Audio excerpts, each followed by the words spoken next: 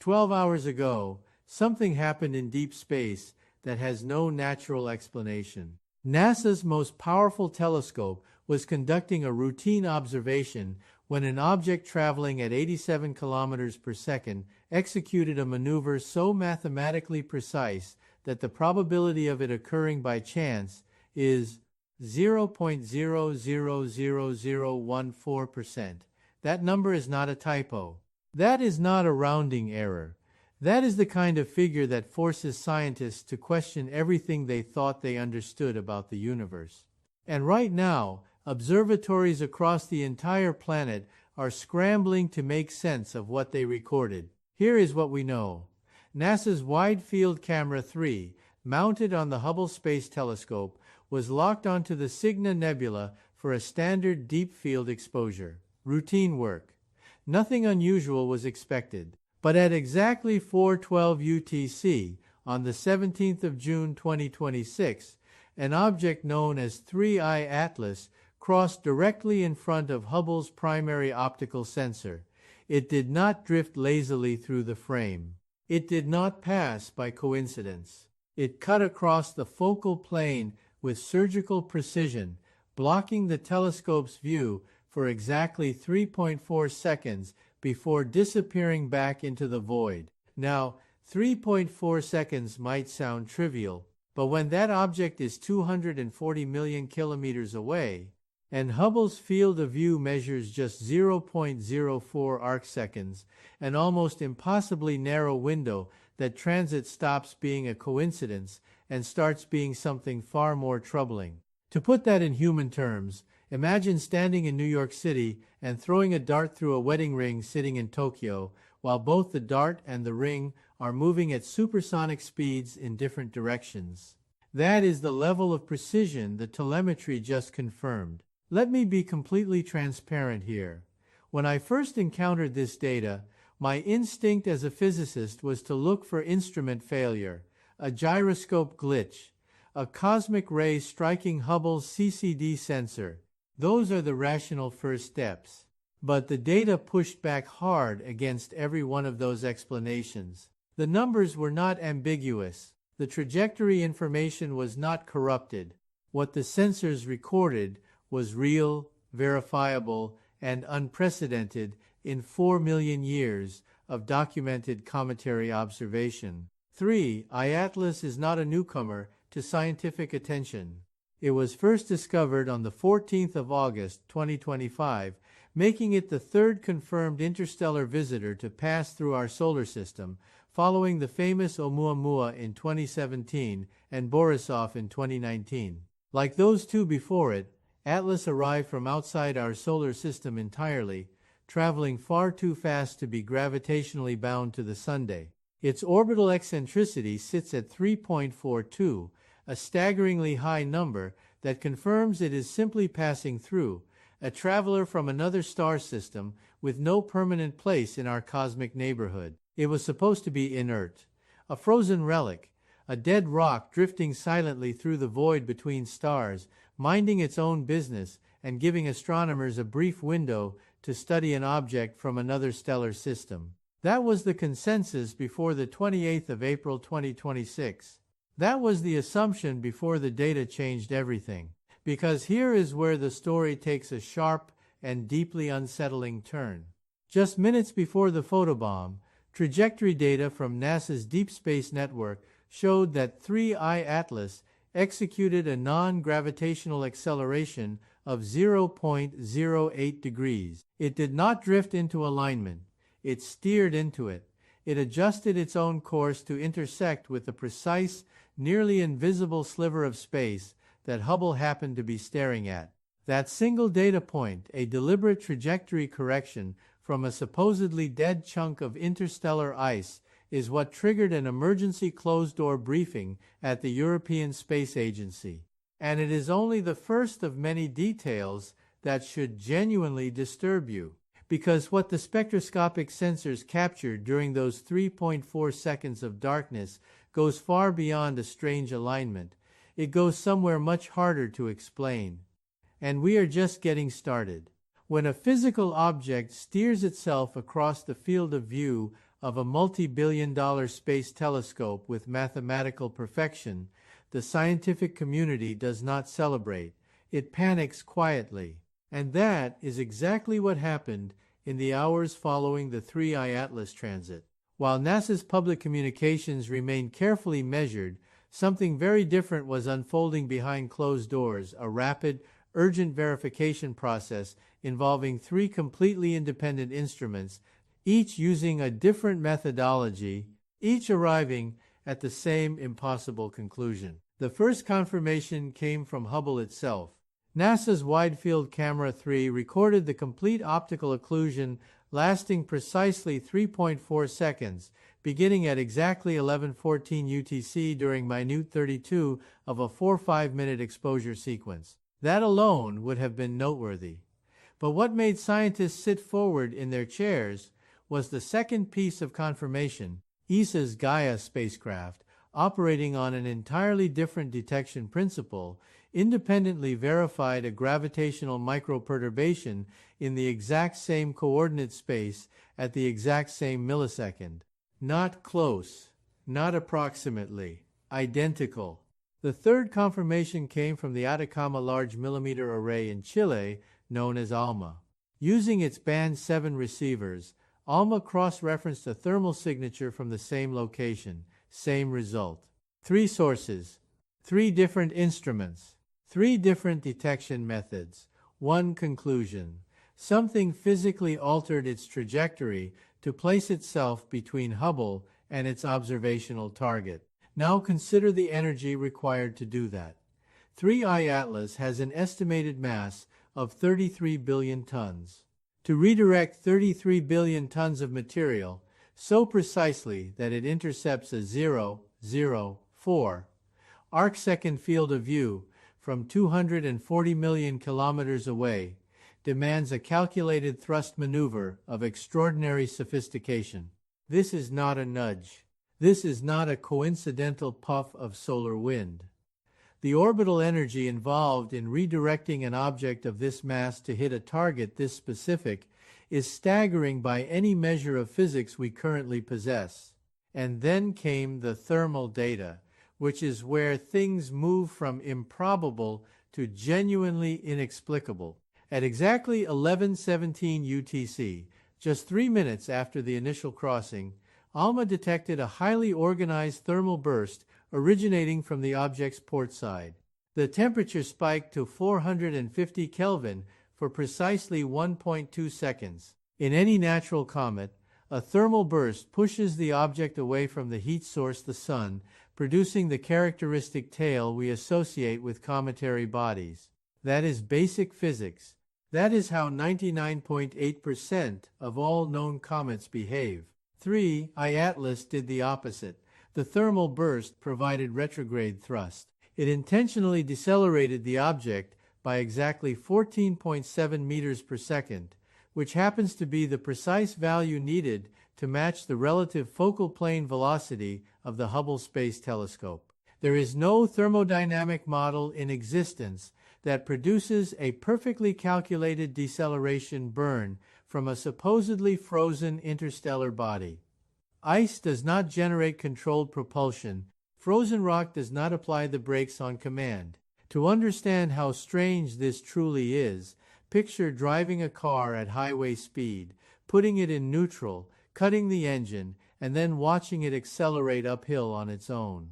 That scenario defies the most fundamental principles of classical mechanics. From a thermodynamic standpoint, that is precisely what this 33 billion ton object just did, and it did it 3 times, each maneuver more precisely calibrated than the one before it. What struck veteran observers at the Jet Propulsion Laboratory was not just the impossibility of a single event, it was the sequence. First, a trajectory alteration of 0.08 degrees, then the object's rotation suddenly synchronized with Hubble's orbital velocity.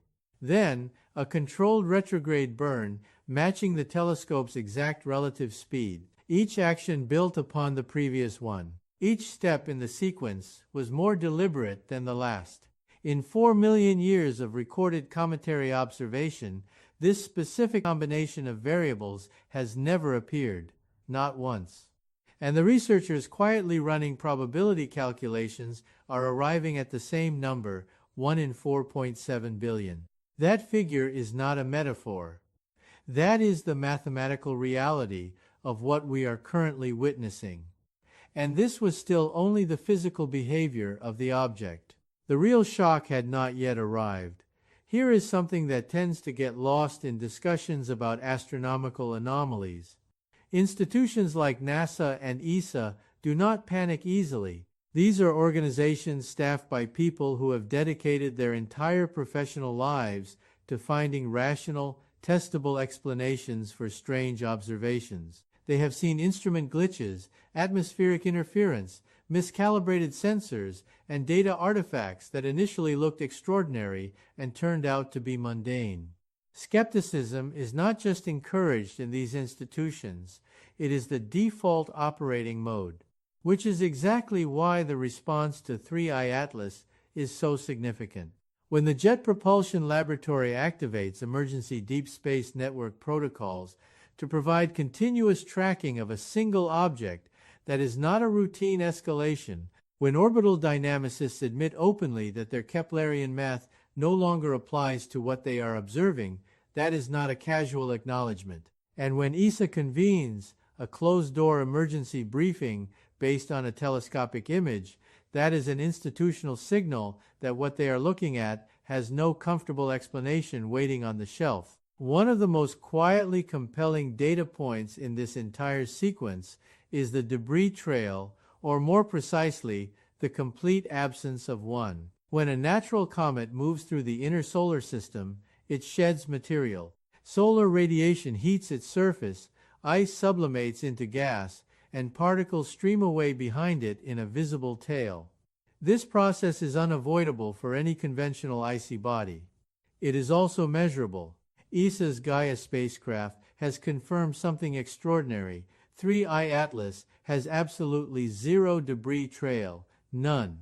A hyperreflective body with an estimated mass of 33 billion tons, moving through the most destructive radiation environment in our solar system and leaving no trace of structural degradation whatsoever. That observation alone forces a fundamental question about what this object is actually made of. Natural cometary nuclei are fragile. They crack, they fragment, they shed layers under thermal stress. But 3I Atlas is maintaining perfect structural integrity at a distance from the Sun where no known comet of this composition should survive intact, let alone remain completely clean. And then there is the geometry. During the 3-4 second optical occlusion, Hubble's spectroscopy instruments did not simply record a dark shadow passing across the frame. They captured light bending around the edges of the object, and the diffraction pattern that produced is not random. The edges measured at exactly 87.63 degrees, not approximately, not roughly, exactly. A mathematically precise angular geometry confirmed independently by 3 separate instruments using different measurement techniques. NASA confirmed this at 1422 UTC. ESA's independent analysis matched it. ALMA's radio frequency mapping of the same structure produced the same angular measurement. Sharp, non-eroded geometric edges on an object that has been traveling through interstellar space for what scientists estimate could be millions of years. Interstellar space is not empty. It is filled with radiation, microparticle collisions, and thermal cycling extreme enough to erode virtually any natural structure over such timescales. A perfectly maintained geometric edge on a multi-billion-ton interstellar traveler is not something any existing model of material science or orbital physics accounts for. This is why researchers at some of the world's leading institutions, including Harvard and MIT, have begun running what are quietly referred to as artificiality algorithms on the accumulated data sets. These are computational tools designed to detect patterns inconsistent with natural formation processes. The scientists running them are not doing so enthusiastically. They are doing so because the alternative, insisting that everything observed so far is natural, requires accepting a chain of coincidences so statistically improbable that the word coincidence loses all meaning. Everything described so far, the impossible trajectory correction, the synchronized rotation, the retrograde thermal burn, the zero debris trail, the precise geometric edges, all of it describes only the physical behavior of the object, how it moves, what it looks like, what it does. What it was doing to Hubble on the electromagnetic spectrum is an entirely different story. And it is the detail that changed the conversation at the highest levels of the global scientific community, and the detail that NASA moved quickly to contain. The next part of this sequence is where the data stops being merely strange and starts being something else entirely. While the world's observatories were locked onto 3I Atlas, frantically building trajectory models and debating whether any natural process could explain its behavior, something else was happening entirely, something that was not visible in the optical data, not detectable in the thermal readings, and not captured by any instrument pointed at the object itself. It was happening inside Hubble. At exactly 1438 UTC, data transmission rates from the Hubble Space Telescope spiked by an inexplicable 400%. The telescope's internal memory buffer flooded with data packets that had not been generated by any onboard instrument. They were not the result of Hubble's own observations. They were not a software error or a memory loop. The packets were external in origin, coherent in structure, and narrowband in their radio frequency, meaning they were not scattered noise. They were directed, focused, intentional. 3I Atlas was transmitting directly into Hubble's unshielded instrument bays. Take a moment to fully absorb what that means. An object 240 million kilometers away, which had just executed a precisely calculated optical photobomb using controlled thermal thrust, was now actively broadcasting a structured radio signal aimed at the specific telescope it had just temporarily blinded. This was not a passive reflection of ambient solar radiation. This was targeted transmission from a source that, according to every existing model, should have absolutely no transmission capability whatsoever. NASA cut the public telemetry feed within minutes of this detection. And that decision, that rapid, unambiguous move to restrict data access, is itself one of the most significant data points in this entire sequence.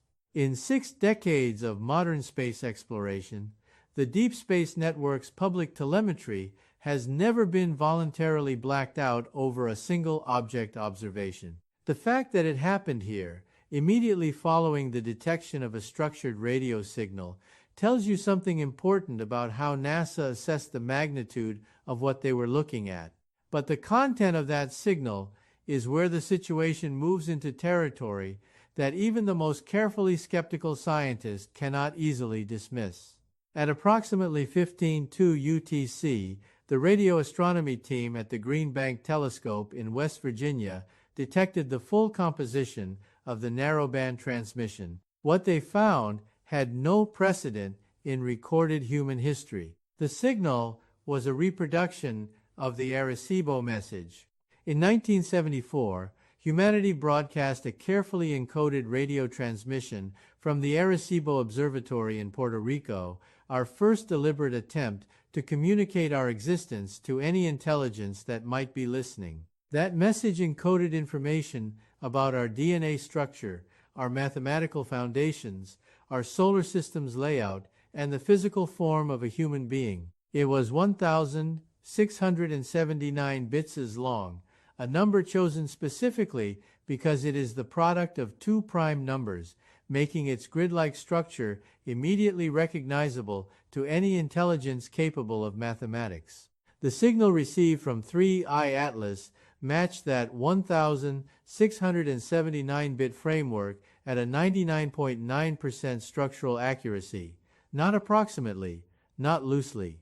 The mathematical skeleton of humanity's first cosmic broadcast returned from the direction of an interstellar object currently decelerating through our inner solar system. But it was not a perfect copy. Two modifications had been made.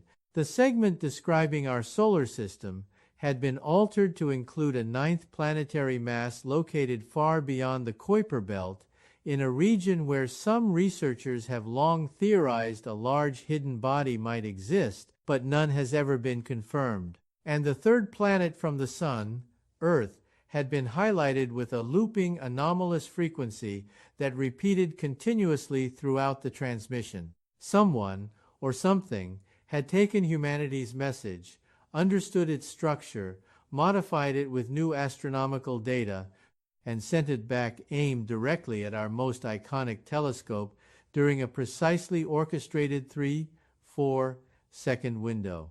The implications branch in three directions, none of them comfortable. If this is a natural phenomenon, an extraordinary magnetic reflection of our own stray radio emissions bouncing off some hyperdense metallic core, then our entire understanding of radio wave degradation across interstellar distances is fundamentally wrong.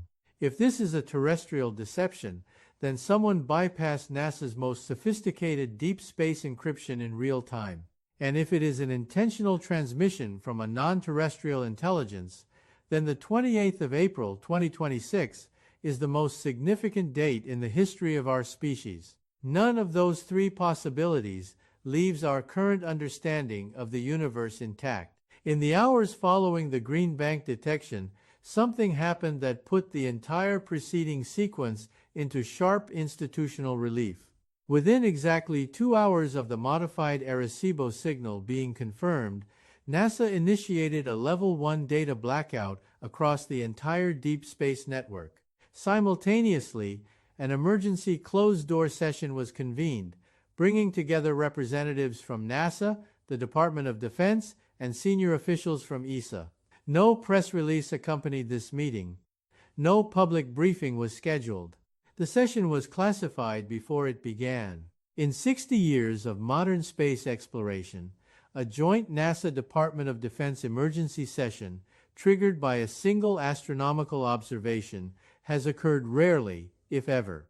The specific combination, a data blackout, a classified interagency briefing, and the simultaneous involvement of a defense organization in what began as a routine telescopic observation, is without meaningful precedent in the institutional history of space science. Let us now build a comprehensive picture of what has been independently confirmed, because the pattern is critical to understanding what comes next. First, 3I, Atlas executed a mathematically flawless 3-4 second optical occlusion of the Hubble Space Telescope, verified by 3 independent instruments. Second, the probability of this event occurring through natural orbital mechanics is 1 in 4.7 billion. Third, NASA, ESA, and ALMA have all confirmed non-gravitational acceleration, synchronized rotation, and controlled retrograde thermal thrust. Fourth, the object carries zero debris trail despite traveling through the most radiation-intensive region of our solar system. Fifth, its edges display precise geometric angles of 87.63 degrees, verified independently by 3 separate measurement methods.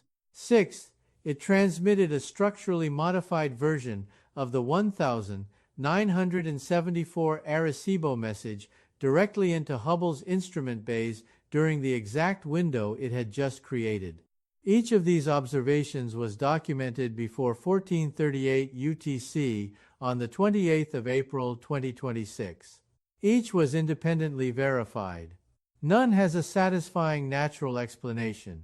But the question that the emergency briefing carefully avoided addressing in any public capacity is the one that matters most.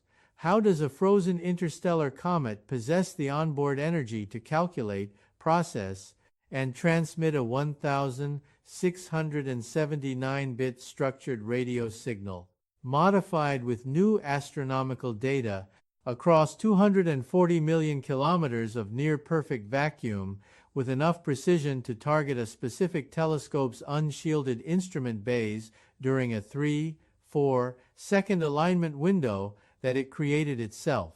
To transmit coherent narrowband radio across interstellar scale distances requires an energy source. To modify the content of that transmission requires processing capability. To time the transmission to coincide with a self-generated optical event requires planning. These are not qualities associated with frozen rock and sublimating ice. They are qualities associated with engineered systems. This is the point where three competing explanations diverge, and honest analysis requires looking at all of them without flinching. The first possibility: this is a natural phenomenon of a type we have never observed or theorized.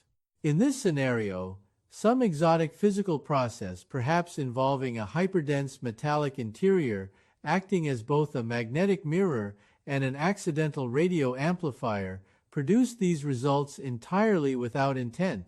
If that is true, then our current models of radio propagation, orbital mechanics, thermodynamics, and material science are all simultaneously and catastrophically wrong in ways we have never detected before. The second possibility: this is an autonomous probe of known terrestrial origin, conducting a systematic reconnaissance of the inner solar system. In this scenario, the vehicle was constructed by an intelligence operating with technology so far beyond our current capability that our most advanced instruments struggle to distinguish its behavior from magic. The modification of the Arecibo message to include new planetary data suggests not just awareness of our existence, but a studied, deliberate engagement with our attempts at communication. The third possibility: this is direct, intentional first contact, not passive, not incidental, a calculated approach, a deliberate signal, a response encoded in the one language we chose specifically because mathematics is universal, aimed at the one instrument that represents humanity's deepest attempts to understand the cosmos. One of these three scenarios is currently occurring, right now, as you are watching this. And 3I Atlas is accelerating toward perihelion, its closest approach to the Sun, where it will reach conditions that no interstellar visitor has ever survived in recorded observation. The telescopes are tracking. The Deep Space Network antennas are locked. The classified servers at JPL are filling with data that the public has not yet been permitted to see. The modified signal continues broadcasting. Its frequency shifts every 23 seconds in a pattern that cryptographers and astrophysicists are working simultaneously to decode. The object is not done communicating, and whatever it is attempting to say from the silent darkness between stars, Earth is listening with every instrument it has. We are now at the edge of everything we thought we knew. Let me give you the final, complete picture, because every thread in this story converges here, and where they converge, there are no comfortable answers remaining. 3I Atlas will reach perihelion, its closest approach to the Sun, within 48 hours of this broadcast. That moment matters enormously because it represents the last observational window before this object continues outward and eventually leaves our solar system forever. Whatever data humanity can collect in this narrow window will form the foundational record of either the strangest natural event in 4 million years of cometary science or the most significant moment in the history of our civilization. The physics have been broken at every stage of this sequence. The trajectory defied standard Keplerian models. The thermal behavior violated thermodynamic expectations. The geometric structure contradicted every model of interstellar erosion. The radio transmission shattered our understanding of what a passive cometary body is capable of producing. And through it all, the one constant has been precision, a level of precision that does not occur randomly in nature, not at these scales, not at these distances, not with this consistency,